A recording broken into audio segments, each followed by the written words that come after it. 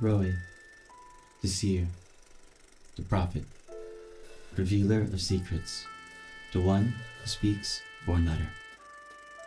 Roe is formidable, stretching as high up as the Tower of Babel. The path to reaching heaven is narrow and singular, but the higher you climb, the more frightening the tumble from the top, and the harder you crash. Roe is a fortress, one that keeps its secrets as securely as a noose around the neck. Within its walls and never-ending corridors, its numerous doors, secrets lie crouching. With so many secrets, they threaten to spill out, burst forth. They threaten to rupture at any second. The walls keep us safe and keep evil out, so they tell us. The walls also keep us in. Walking within Roe is like walking through a labyrinth, a web of enclosed pathways. If you don't pay attention, you may just take one wrong step and get entangled. I once made it to the very top of the towering building. Well, almost the very top. I heard that there was a window up there where we could see far beyond our walls. I was curious. I wanted to see what lay beyond our concrete enclosure. Through a tiny rectangular window, I immediately saw the wasteland, like they said it would be. I quickly looked away. There was nothing to question about it. Further away was Tecton, its walls steep like cliffs. I averted my eyes from Tecton, and yet further away, I beheld something so infinite and vast that it flooded my entire vision.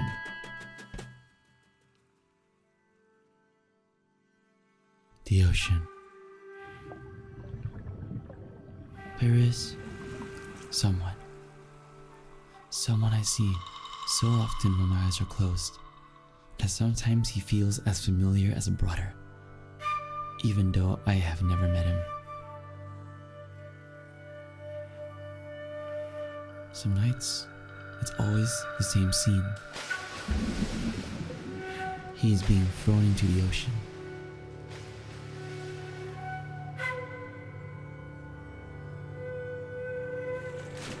I see his face so clearly, as if I were looking in a mirror.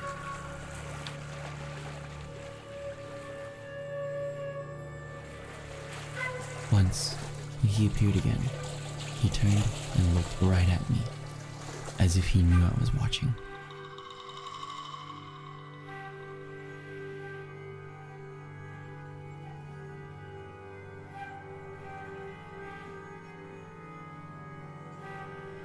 I wondered if I had imagined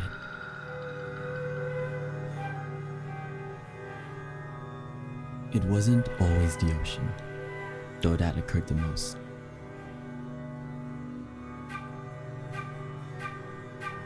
But it was always the same face 1,000 times over, 1,000 times and 1,000 times.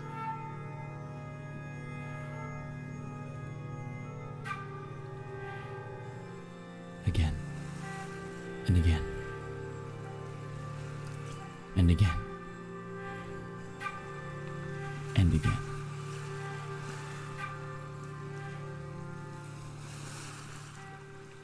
After 3 months of dreaming of him every night, I was nearly going out of my mind. Every single night when I closed my eyes, when the world fell away, he would appear.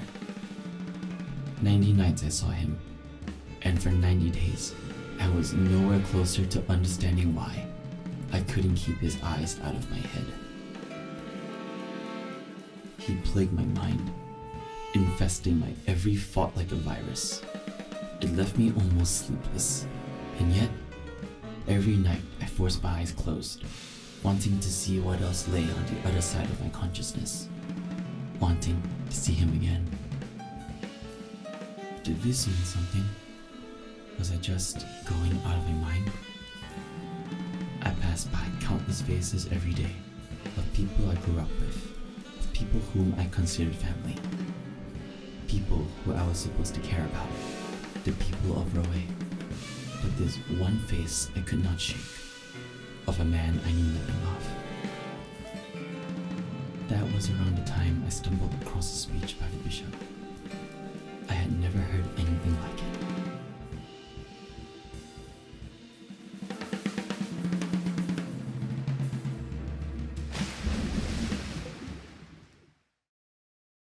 The next day, I ran. For the first time in 90 days, I did not dream of him, for I did not sleep. I spent the entire night planning to escape Roe. Roe trapped me only because no one ever tried to get out. There was no reason to leave when there was every reason to stay. What lay beyond our formidable fortress was the savage wasteland. Its stories of massacre and monstrosity was enough to make us believe that hell was closer than we thought. In the end, it wasn't too difficult to find a way out if you had the will and the want, and I wanted it. I wanted like I had never wanted anything in my life, for we never lacked in Roe, but with everything Roe provided us with, I was empty and hollow. Did I believe that whatever that lay beyond would give me everything I craved? No. But Roe only promised a barren and constricted space that was sure to kill me. Surely and slowly, suffocatingly, if I stayed. And I had to find him. And he was not to be found in Roe.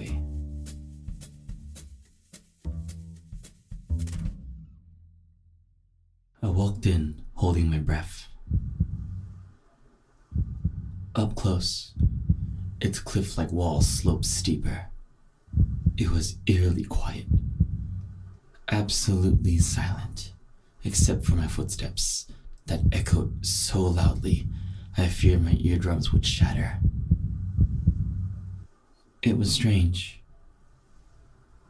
From Roe, all we heard from Tecton was the never-ceasing music, the music that we heard every day, booming and flowing and penetrating through the walls of Roe and into our ears.